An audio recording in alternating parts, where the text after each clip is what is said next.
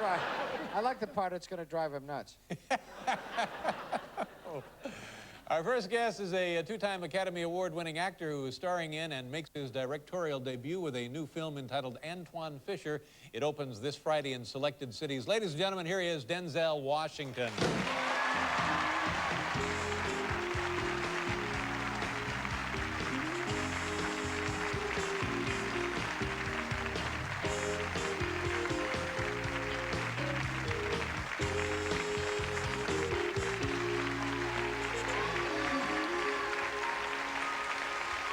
How you doing? Man, it is cold in here. Chilly in here, isn't it? It's chilly in here. CBS ain't paying for the heat. I guess not. Good to see you again. Good to be Congratulations, seen by you. since we saw you last time, you won your second Academy Award. Right. Nice going. That must be, what a thrill, huh?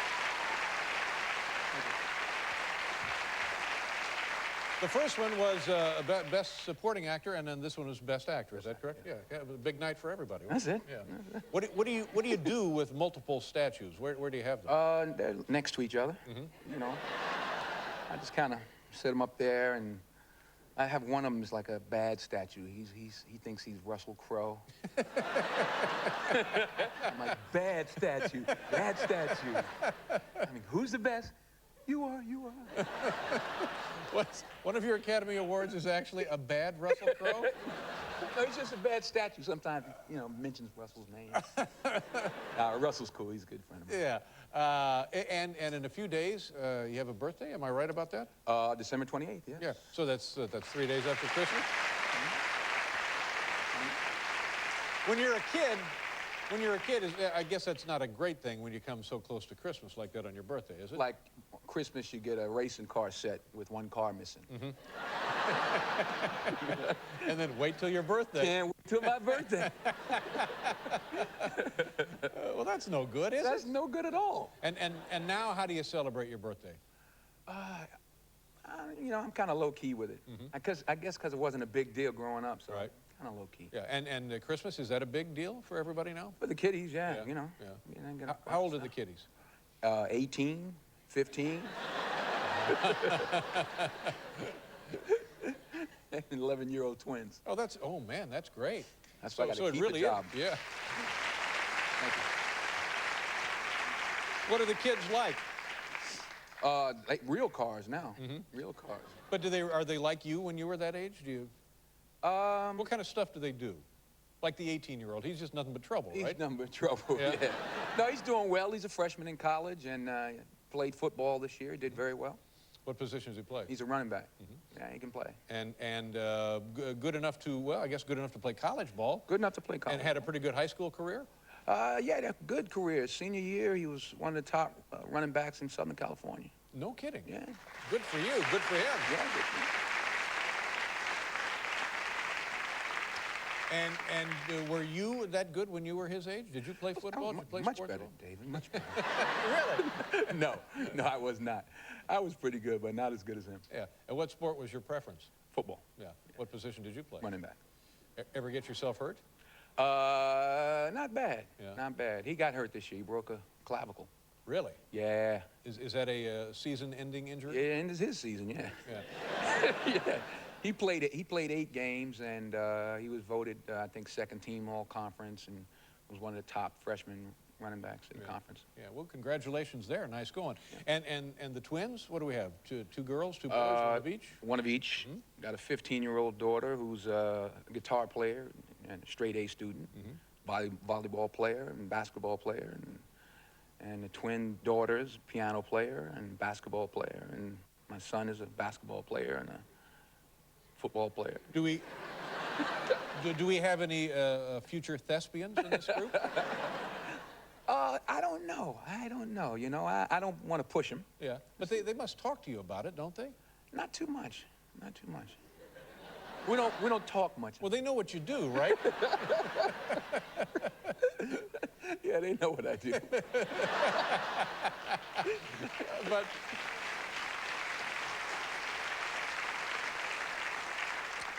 All right, let's just, for example, hypothetically, one of the kids, maybe the injured football guy, says, you know what, next season I'm going to take some drama courses. Is there anything you can help me with? Is there a direction you can point me in, or any encouragement you can give me? How would you respond to that? You would be No, supportive? definitely encourage him. Yeah. Yeah, sure.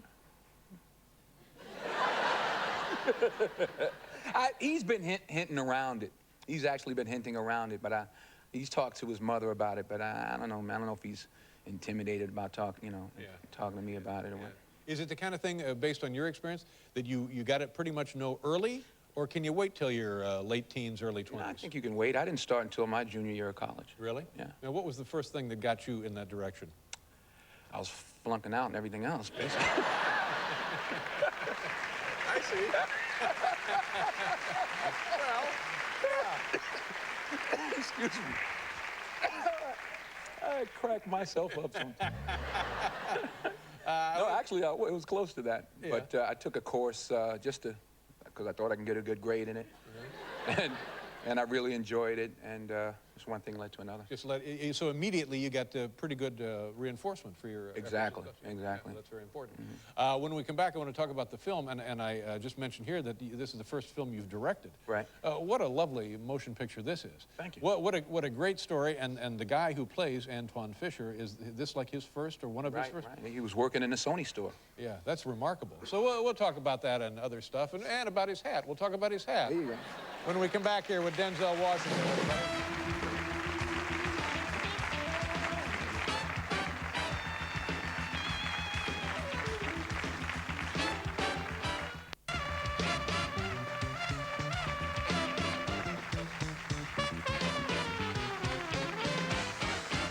Washington, Daniel Boulud, and Greg Adams. Thank you. Now, at the beginning of the program, I was trying to explain that the story of how this film became a film is almost as good as the story of the film itself. Right. That's fair, isn't it? Right. How did it become a film? Why is it interesting? Why is it unique?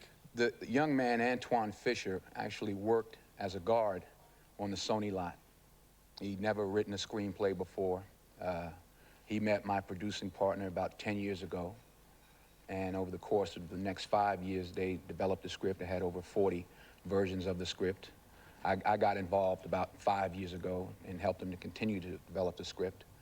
We read hundreds and hundreds of kids over the years, and a young kid who snuck in to audition was actually working at the Sony store, selling Sony stuff, I guess, you know.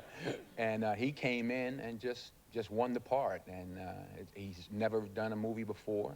He's done some acting and auditioning. He's never had more than one line in a film before. So the kid, Antoine Fisher, who actually wrote was it a book first or a screenplay? Screenplay first. Who wrote that, was working on the lot of your studio where Right. you do work. You have a contract with those people. Right. And the guy starring as Antoine Fisher also just, at a happenstance, happened to be there in the store. And they happened to become friends. I didn't know they were friends. And once I made a decision to hire Derek, I decided to go down to the store just to tell him. Right. So Todd and I went down to the store.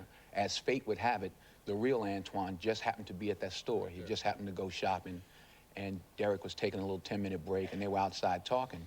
So I walked past the real Antoine over to Derek. Is this confusing? Past the real Antoine over to Derek, and I said, "Hey, Antoine, how you doing, Antoine?" He says, "Yeah, I'm working on the part. I'm Antoine. I could be Antoine. I could do it." I says, "Well, you got the part." And tears, laughter, joy. He snapped my neck. He cried. He prayed. So it was a real Hollywood story. Now, when people know about this story, the same thing is going to be recreated all over studios in California. Everybody working on the lot will be running up to everybody else with a screen. Right. But it's not easy. I mean, the odds really are It's a 1,000,000 to 1. strenuously against something. Yeah, 1,000,000 to 1 shot. Yeah. I mean, you know, it's one thing to be able to get in the door. It's something else to be able to do something when you get in there. Yeah, and something of very high quality also. No, thank you. Tell me about your directing experience. Was it fun? It's got to be a lot of work. The most exciting, terrifying thing I've ever done in my life, you know. But I had a great time. I'm hooked. I'm going to continue to direct again in the near future. What's it like directing yourself? How does that work? I tried to fire myself a couple of times. Really? Oh. I stunk. I was like, who brought this guy? Who hired him? Go down to the Sony store and find me a replacement.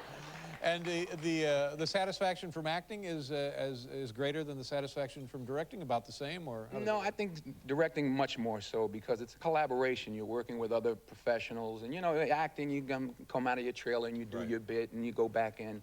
But this, you don't. First of all, you don't get any sleep.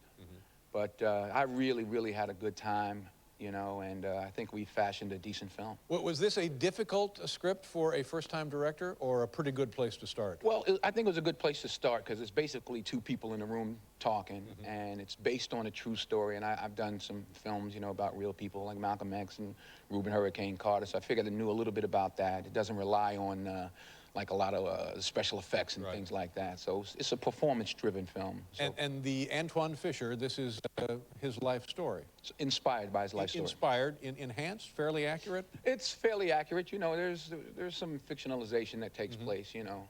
It's like when you hear people talk about that, well, is it actually fact? I'm like, well, when a person runs down the street in real life, there's not like a 70-piece orchestra running with them. Right. So, you know, so it is manipulation. That's to a right. degree. Yeah. You know, you hear that music. I want to show a little bit of the movie to the folks. You know what we're going to look at? I believe this is when Antoine comes to my office. I play a psychiatrist, and he refuses to speak to me, and I send for him, and we have a little chat. All right, here we go. It's Antoine Fisher. It opens Friday. Let me lay this out for you, son. This is how many cases I have, okay? I don't have time to waste. Now, I get 3 sessions only to make an eval and a recommendation to your commanding officer. You know he wants to throw you out of the Navy, don't you? Now, you can sit here and you can not talk to me if you want to, but our sessions don't begin until you begin talking to me. I got nothing to say. Okay? And we'll sit until you do. I got a whole lot of work to catch up on. We can sit here every day until the day I retire. Doesn't matter to me. Doesn't matter to me either. All righty. What about the brig? What about it? Send me to the brig. Here's the brig right there. Lock yourself up.